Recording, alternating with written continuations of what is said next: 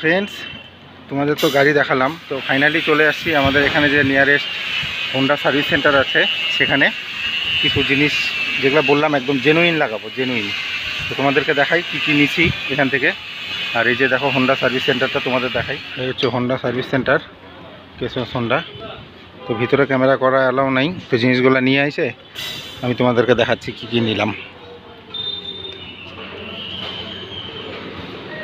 Showroom থেকে জিনিসগুলো নিয়ে আসছি তোমাদের দেখাই, সব হোন্ডার জেনুইন পার্টস একদম। 3টা ব্রেক টেবিল আছে এখানে, এই যে বাজেটের থেকে একটু বেশি চলে গেছে দাম, ঠিক আছে। আর এই যে এটা আসল, যেটা বদলাবো ভাবছি।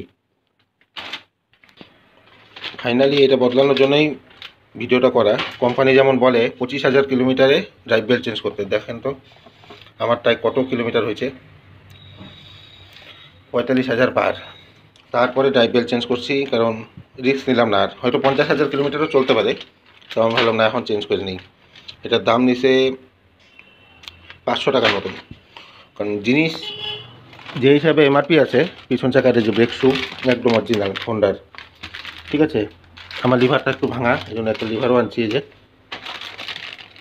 আর একটা আছে আপার ডিপার সুইচ, আরেকটা ব্রেক শু লাগতো, এই থাক, এটা পরে করবো। আর এয়ার ফিল্টারটা চেক করি, তারপরে এয়ার ফিল্টার চেঞ্জ করবো, ভালো থাকলে ওইটাই ইউজ করবো। ফাইনালি যেখানে গাড়ি বানাবো সেখানে চলে আসলাম, এই যে আমাদের নিউ শোভাগঞ্জে বুরাদার গ্যারেজ। একদম শোরুম, কি শোরুমের থেকে অসাধারণ গাড়ি তৈরি করে। একবার বানায় দিলে সেই জিনিসটা দ্বিতীয়বার নষ্ট হয় না। তো চলো আমি গাড়ি সার্ভিসিংয়ে কী কী করি সেটা পুরো প্রসেস তোমাদের দেখাবো, ঠিক আছে। রিস্টোর করবো গাড়ি, রিস্টোর। চলো শুরু করা যাক, করুক গাড়িটা, তারপরে তোমাদেরকে দেখাচ্ছি। চলো, এই যে গাড়ি খোলা শুরু হয়েছে। আগে সবার প্রথমে জেনুইন যে ড্রাইভ বেল্ট আনছি, এই যে এইটা আগে চেঞ্জ করি।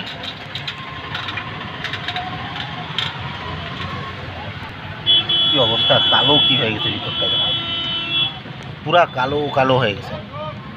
যাই হোক, এটা চেঞ্জ করি, তারপরে আস্তে আস্তে একটা করে, এটাই মেন, তো এটাই আগে চেঞ্জ করে নিই, পরে আস্তে আস্তে সব চেঞ্জ করব। দেখি 45,000-এ ড্রাইভ বেল্টের অবস্থা কি আছে এখন।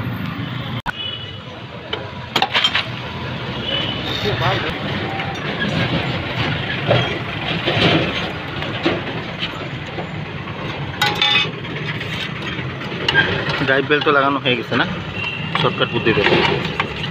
শর্টকাট বুঝি না, ওটা খাটনি বেশি হয়। কোনটা? যেটা আমি লাগাইলাম, হাতে রাখলে হাত কাটে যেত।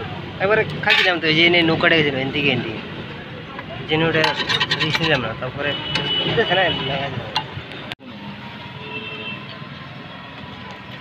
মেন জিনিসগুলো জেনুইনই আনছি আমি, যেগুলো কোম্পানি ভুল, কী দরকার না, এগুলো বারবার তো চেঞ্জ হয় না।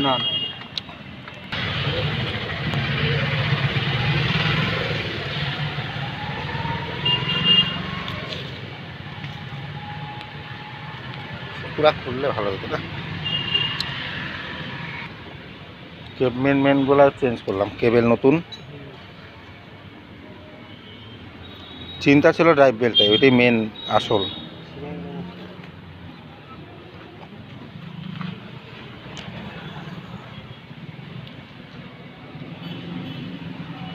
এটা একটা দিন এই রিংটার এই জায়গাটা মুছে লাগাইছি,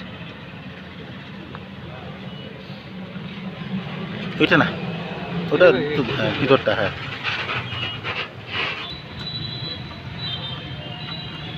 স্কুটির কাজে টাইম লাগে গো, প্রচুর টাইম লাগে। এতক্ষণ লাগে না বাইকে, আমি এতক্ষণ করে ফেলাই।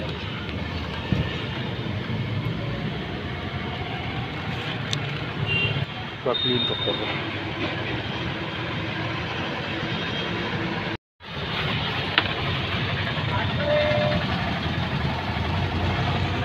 তো আমি একটু সাইডে গেছিলাম, অনেকটা কাজই হয়ে গেছে। তো ইঞ্জিনটা দেখতে পাচ্ছ কীরকম কালো, সেটাই ও করলো। আর তোমাদের এটার মধ্যে ডিপ ইঞ্জিন ফ্লাশ দেখাবো। এখন কি করব, আমি এই ইঞ্জিন অয়েল ডালবো। এটা কী কোম্পানি, মেগা। প্রাইসটা দেখো না কত, দেখা যায় 345। এটা ডাইলে গাড়ি কমসে কম 10 কিলোমিটার চালাবো, চালায় ফেলায় পরে, যেটা আমি সবসময় ঢালি। এই যে সার্ভো ইঞ্জিন অয়েল, যার যেটা ফেভারিট সে ঢালতেই পারে। অসুবিধা নেই। আমার তো এই সার্ভোটাই বেশি ভালো লাগে, এই জন্য এটাই ঢালি, এটাই ঢালবো। 342 টাকা। তো চলো ডিপ ইঞ্জিন ফ্ল্যাশ তোমাদের দেখাচ্ছি, কন্টিনিউ দেখতে থাকো ভিডিওটা। ভালোই কালো হয়ে গেছে।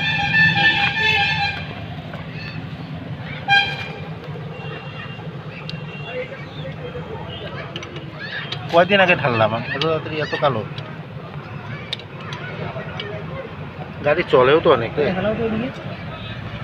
হেলা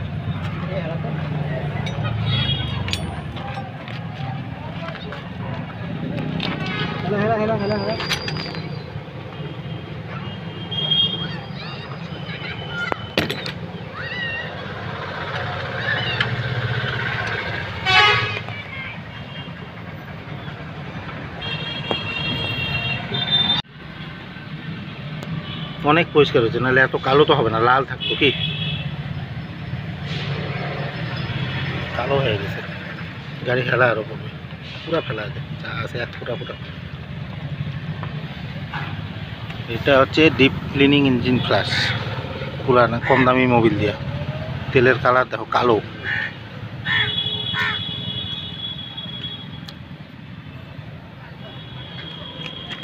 আরো হেলা। না না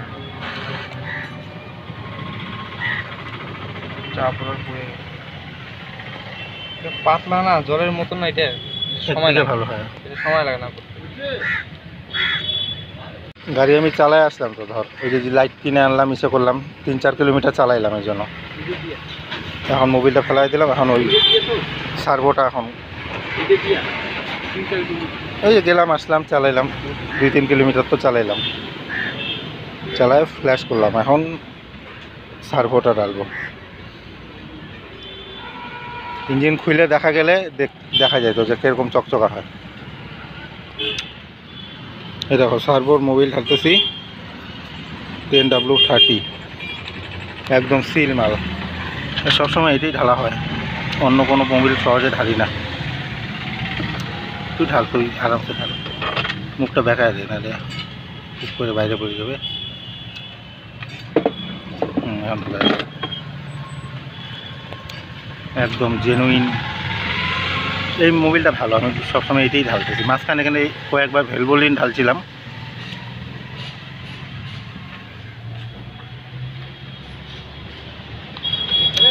গাড়ির কাজ প্রায় কমপ্লিট।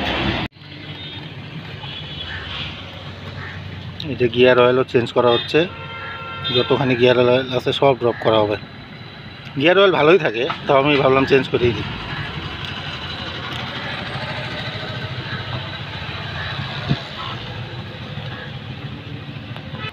এই যে গিয়ার অয়েল মতুলের 80W90, এটা ঢালবো না।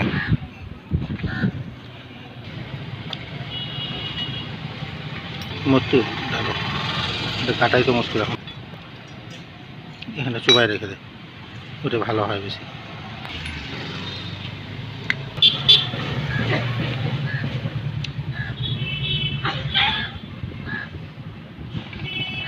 একদম মতুলের জেনুইন গিয়ার অয়েল না, ভাত করে পেস্টের মতন।